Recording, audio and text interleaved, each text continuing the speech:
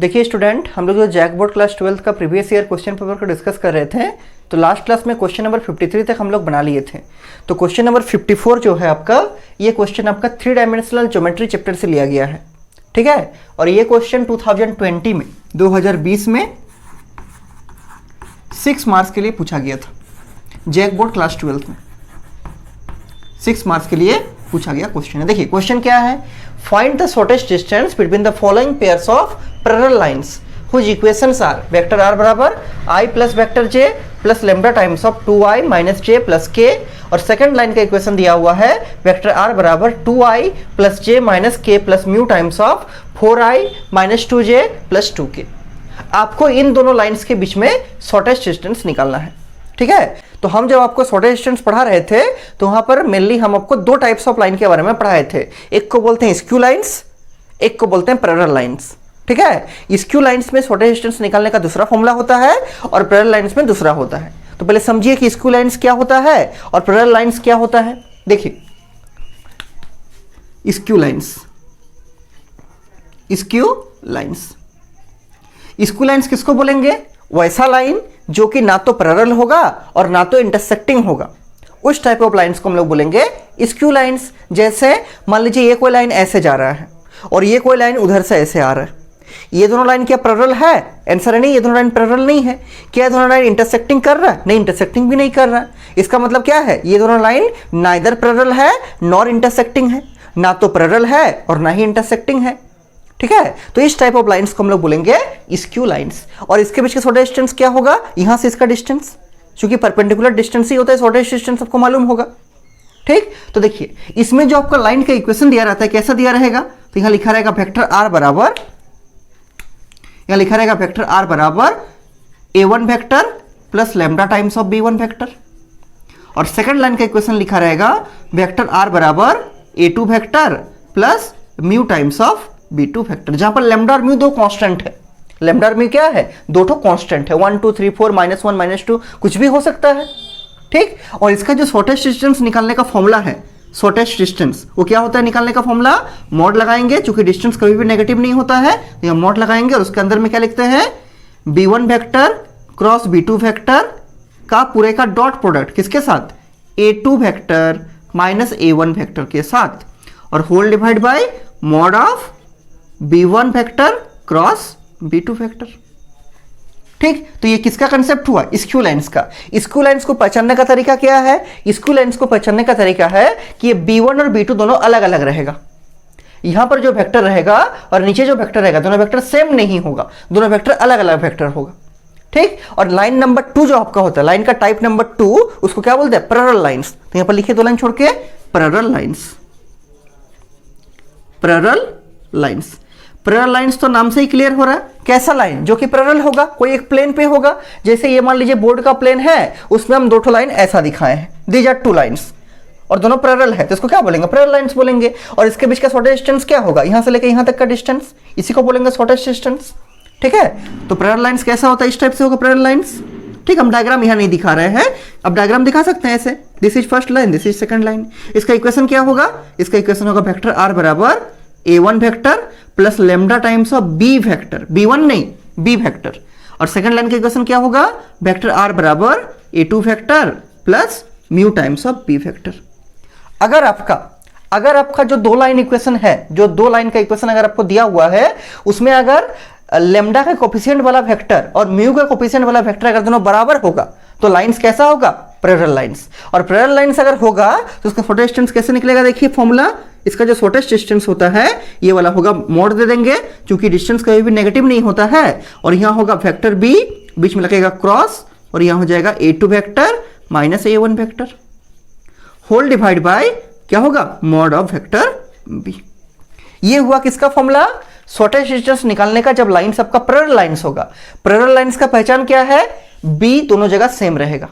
और अगर आपका लाइंस स्क्यू लाइंस होगा, अगर आपका लाइंस स्क्यू लाइंस होगा, तो उस केस में शॉर्टेस्ट डिस्टेंस निकालने का फॉर्मूला क्या होगा? ये वाला होगा। यहां पर इसका पहचान क्या है? इसमें दोनों जगह b1 और b2 दोनों अलग अलग वेक्टर होगा। अब आपको पहले देख के पहचानना है कि लाइंस कैसा लाइंस है, पैरेलल है कि स्क्यू है। हालांकि यहां लिखा हुआ पैरेलल लाइंस, लेकिन कोई जरूरी नहीं कि एग्जाम में हर बार लिख के ही देगा, कभी कभी नहीं भी लिख के दे सकता है, ठीक है, तो देखिए ये दोनों आपको देखने से लग रहा है कि दोनों अलग अलग हैं, तो अगर अलग अलग होगा तो बोलिएगा स्क्यू लाइन से, लेकिन वास्तव में दोनों अलग अलग नहीं है। क्यों? क्योंकि इससे हम कुछ कॉमन निकाल सकते हैं। सेकंड वाला लाइन का जो इक्वेशन है यहां से 2 कॉमन निकलेगा तो क्या बनेगा 2i माइनस जे प्लस के। अगर हम इसमें से 2 को कॉमन निकाल देंगे तो इसी के बराबर ना आ जाएगा, दोनों तो बराबर हो जाएगा, इसीलिए क्वेश्चन में लिखा हुआ पैरेलल लाइंस। ठीक है, क्योंकि अगर ये दोनों जगह सेम होता है तो क्या बनेगा, उसको बोलेंगे पैरेलल लाइंस, और फॉर्मूला ये वाला लगेगा। तो पहला काम आपको इसमें क्या करना है, ये जो सेकंड लाइन का इक्वेशन है उसमें से 2 को कॉमन निकालना है ताकि इन दोनों को हम वेक्टर बी बोल सके, और ये तो बनेगा वेक्टर a1 और ये बनेगा वेक्टर a2, और इस फॉर्मूला को यूज करके हम आराम से 2 पैरेलल लाइन के बीच का शॉर्टेज डिस्टेंस को निकाल सके। ठीक है, तो नीचे लिखिए सॉल्यूशन। और इस टाइप का क्वेश्चन बहुत ही इंपॉर्टेंट होता है आपका एग्जाम पॉइंट ऑफ व्यू से। ये दोनों कंसेप्ट आपको याद रखना है। ठीक है, कि अगर दोनों जगह अलग अलग है, b1 b2 अगर अलग है तो इस फॉर्मूला को लगाना है शॉर्टेस्ट डिस्टेंस निकालने के लिए, और अगर दोनों जगह सेम है, यहां पर भी वेक्टर b और यहां पर भी वेक्टर b, तो आपको इस फॉर्मूला को लगाना है शॉर्टेस्ट डिस्टेंस निकालने के लिए। ऊपर वाला किसके लिए है, स्क्यू लाइंस के लिए। स्क्यू लाइंस का मतलब वैसा लाइंस जो कि ना तो पैरेलल होगा और ना ही इंटरसेक्टिंग होगा, और पैरेलल लाइंस का मतलब तुम समझते हैं जो कि दोनों पैरेलल होगा, एक ही प्लेन पे लाई करेगा। देखिए इसको अप्लाई करेंगे, लेकिन पहले हम लोग सेकंड लाइन का इक्वेशन को थोड़ा सा ठीक से लिखेंगे, कॉमन लेके लिखते हैं। पहले इसको लिखिए, पहला वाला ये लिखेंगे, given equation of lines, given equation of lines can be written as, colon लगाएंगे, नीचे जाइए, पहले इसको लिखिए, ये तो ठीक है, इसमें कोई दिक्कत नहीं है।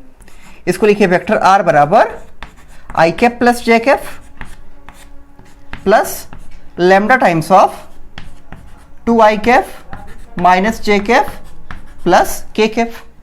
लेकिन जो सेकंड लाइन का इक्वेशन है उसमें से सेकंड फैक्टर में हम 2 को कॉमन निकालेंगे, अगर कुछ कॉमन आएगा तो कॉमन निकालेंगे। यहां लिखेंगे वेक्टर आर बराबर, ये तो रहेगा 2i cap plus j cap minus के कैप प्लस, यहां से 2 कॉमन निकालेंगे तो क्या बनेगा, ये बनेगा 2 म्यू, और यहां क्या बचेगा, यहां बचेगा 2i cap minus j cap और प्लस के कैप। अब देखिए ये जो है ये भी वही है, इसलिए हम बोले क्या क्वेश्चन है, ये किसका क्वेश्चन है, पैरेलल लाइंस का, और यहां लिखा भी हुआ आपको पैरेलल लाइंस। तो अगर एग्जाम में लिखा नहीं होगा कि ये क्वेश्चन पैरेलल लाइंस का है कि स्क्यू लाइंस का है, तो आपको इन दोनों को देख के समझना है। पहला काम है, अगर कुछ कॉमन आएगा तो कॉमन लेना है, अगर कॉमन नहीं आएगा तो ऐसे देख के समझिएगा। तो यहाँ पर क्या दिख रहा है कि ये वाला जो है वो सेम चीज ये वाला है, तो इसको b1 b2 नाम नहीं देंगे, इसको b नाम देंगे, और ये हो गया ऊपर वाला a1 और ये हो गया a2, नीचे मेंशन कर देंगे हियर वेक्टर a1 क्या हो जाएगा, i वेक्टर मतलब i कैप प्लस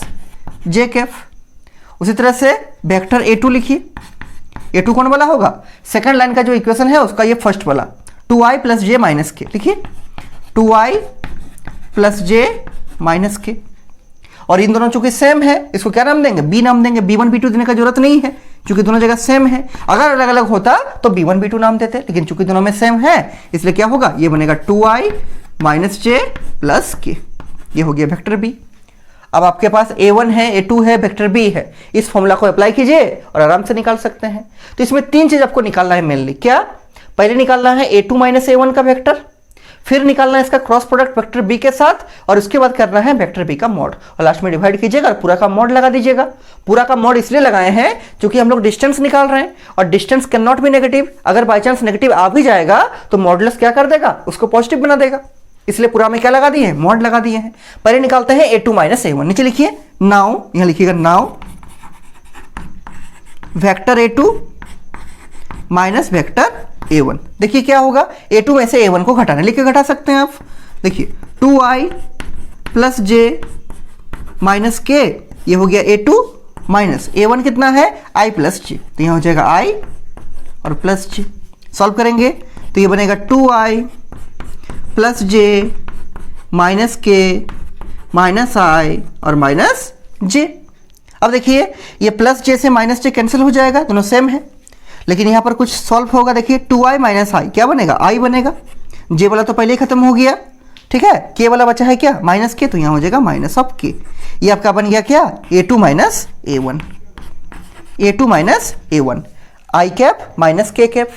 ठीक, अब आपको क्या करना है, इस a2 माइनस a1 के साथ वेक्टर b का क्रॉस प्रोडक्ट निकालना है। तो क्रॉस प्रोडक्ट निकालने आप लोग जानते हैं सब, देखिए क्रॉस प्रोडक्ट कैसे निकालते हैं, आपको सिखाए थे हम पहले कि अगर दो वेक्टर आपके पास दिया हुआ है, जैसे जैसे मान लीजिए आपके पास एक वेक्टर लिखा हुआ है, वेक्टर A1, ये लिखा हुआ है आई कैफ, ऐसा मान लीजिए लिखा हुआ है A1 आई कैफ प्लस A2 जे कैफ प्लस A3 के कैफ। और अगर आपके पास एक तो वेक्टर लिखा हुआ B, मान लीजिए ये मान लीजिए A वेक्टर है और ये मान लीजिए B वेक्टर, ये क्या है, मान लीजिए B1 आई कैफ प्लस B2 जे कैफ प्लस B3 के कैफ। और आपको बोला गया है कि A क्रॉस B आपको निकालना है। तो देखिए A क्रॉस B आप कैसे निकालिएगा, कुछ नहीं करना है, एक 3 क्रॉस 3 का डिटर्मिनेंट बनाइएगा, उससे आप आराम से निकाल सकते हैं। देखिए इस टाइप से A क्रॉस B, कभी कभी ये भी क्वेश्चन देता है एग्जाम में, आप देखिएगा। ठीक है, क्या करना है, फर्स्ट रो में लिखेंगे आई कैफ, जे कैफ और के कैफ। सेकेंड रो में लिखेंगे जो पहला वेक्टर है, पहला वेक्टर क्या है, वेक्टर A, उसका स्केलर कंपोनेंट, तो ये हो जाएगा A1, ये हो जाएगा A2 और ये हो जाएगा A3। और थर्ड रो में लिखेंगे जो सेकंड वेक्टर है, वेक्टर B, उसका स्केलर कंपोनेंट क्या है, B1, B2 और B3। और उसके बाद इसको R1 के लॉन्ग एक्सपेंड कर देंगे, तो मेरा आराम से vector A cross vector B मिल जाएगा, और जैसे ही मिलेगा ऊपर वाला हमको मिल जाएगा। तो सेम काम यहाँ पर हम लोग अप्लाई करते हैं। देखिए आपके पास वेक्टर B है, कहाँ पर, यहाँ देखिए वेक्टर B है और ये है A2 माइनस A1, तो इसको आराम से हम 3 क्रॉस 3 का डिटर्मिनेंट में सॉल्व कर सकते हैं इस टाइप से। क्या लिखेंगे, नाउ क्या लिखेंगे, vector B cross A2 minus A1 का वेक्टर, तो क्या होगा, देखिए बराबर एक 3 क्रॉस 3 का डिटर्मिनेंट बनाएंगे। फर्स्ट रो में लिखेंगे आई कैफ, जे कैफ और के कैफ। सेकेंड रो में लिखेंगे फर्स्ट वेक्टर, फर्स्ट वेक्टर क्या है, वेक्टर B, उसका स्केलर कंपोनेंट क्या है, 2 माइनस 1 1, तो यहाँ लिखेंगे 2, यहाँ लिखेंगे -1 और यहाँ लिखेंगे 1। सेकंड वेक्टर क्या है, A2 माइनस A1, तो A2 माइनस A1 कहाँ है, यहाँ निकाले हैं I माइनस के, तो I का कोफिशिएंट है 1, तो यहाँ लिखेंगे 1। J तो नहीं है, तो J का कोफिशिएंट 0 होगा, तो यहाँ हो जाएगा 0। और K है, लेकिन K का कोफिशिएंट क्या है, -1, तो यहाँ हो जाएगा -1। इसके बाद क्या करना है, इसको R1 के अलॉन्ग एक्सपेंड कर दीजिए, आपका आराम से आ जाएगा रिजल्ट। देखिए एक्सपेंडिंग अलॉन्ग R1, तो क्या बनेगा, आई कैफ, और यहाँ देखिए इसको छोड़ेंगे, ये बचेगा माइनस इंटू माइनस, क्या बनेगा, माइनस इंटू माइनस प्लस हो जाएगा, और माइनस ऑफ 0 माइनस जे कैफ होता है। यहाँ क्या बनेगा, देखिए इसको छोड़ेंगे तो बनेगा -2 और -1, -2 -1, और उसके बाद प्लस के कैफ। यहाँ क्या होगा, देखिए 2 इंटू 0 हो जाएगा 0, और ये प्लस हो जाएगा तो बनेगा 0 प्लस, इसको हट जाएगा 0 प्लस 1, ये बन गया के कैफ। तो इसको सॉल्व करते हैं, देखिए क्या आएगा, ये बनेगा आई कैफ, ये बनेगा -3 माइनस जे, क्या बनेगा, +3 बनेगा, +3 जे कैफ, और ये बनेगा प्लस के कैफ। 0 + 1 1 होगा, 1 इंटू के कैफ क्या बनेगा, प्लस के कैफ बनेगा। तो आपके पास B vector B cross A2 minus A1 आ गया ये वाला। आपको इसमें और एक चीज चाहिए, वेक्टर B का मॉड, वेक्टर B का मॉड। देखिए वेक्टर B का मॉड कैसे निकालेंगे, तो वेक्टर B का मॉड निकाल सकते हैं। वेक्टर B का मॉड कैसे निकलता है, √ऑफ B वेक्टर कहाँ है, खोजिए, यहाँ देखिए ये है वेक्टर B, I का कोफिशिएंट के स्क्वायर, J का कोफिशिएंट के स्क्वायर और K का कोफिशिएंट के स्क्वायर। तो I का कोफिशिएंट है 2, तो यहाँ बनेगा 2 का स्क्वायर, प्लस J का कोफिशिएंट है -1, तो यहाँ होगा -1 का स्क्वायर, प्लस K का कोफिशिएंट है 1, तो यहाँ हो जाएगा 1 का स्क्वायर। सबको सॉल्व कीजिए, देखिए क्या बनेगा, 2 का स्क्वायर 4 बनेगा, -1 का स्क्वायर 1 बनेगा, और 1 का स्क्वायर भी 1 बनेगा, तो 4 + 1 5 + 1 6, तो क्या बनेगा, √6 बनेगा। लिख दीजिए √6। अब देखिए इसमें आपका 2 टर्म है, न्यूमरेटर में डिनोमिनेटर में, दोनों को आप निकाल चुके हैं। Vector B cross A2 minus A1, vector B cross A2 minus A1 यहाँ निकाले हैं, ये वाला आया है, और मॉड ऑफ वेक्टर B √6 आया है, निकाले हैं। अब इसको इससे डिवाइड कर दीजिए और पूरा में मॉड लगा दीजिए, आपका आराम से छोटा डिस्टेंस निकल जाएगा। देखिए हम उधर वाला बोर्ड में इसको बना रहे हैं, ठीक है। देखिए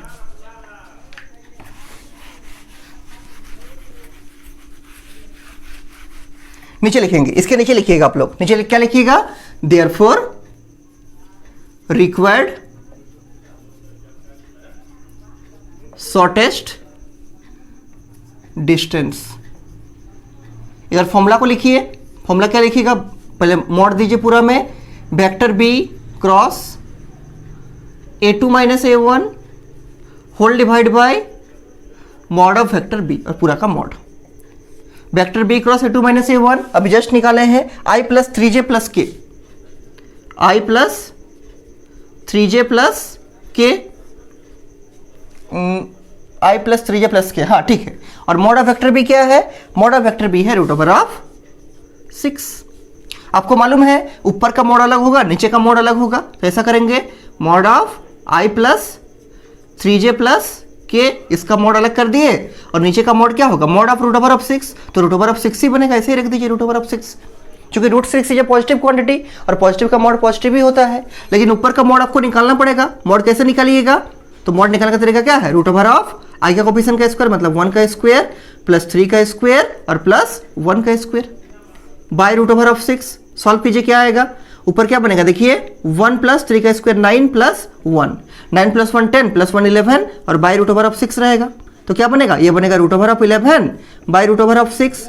आप चाहे तो रेशनलाइज कर सकते हैं। रेशनलाइज कैसे करेंगे? ना रूट 6 से मल्टीप्लाई करेंगे और रूट 6 से डिवाइड करेंगे। क्या बेनिफिट मिलेगा? ऊपर में देखिए दोनों के ऊपर रूट है, उसको हम एक रूट में लिख सकते हैं, तो यह बनेगा 11 इंटू 6 बाई रूट 6 इंटू 6 6 बनेगा। तो फाइनल आंसर क्या बनेगा? देयरफॉर नीचे लिखेंगे देयरफॉर शॉर्टेस्ट डिस्टेंस, शॉर्टेस्ट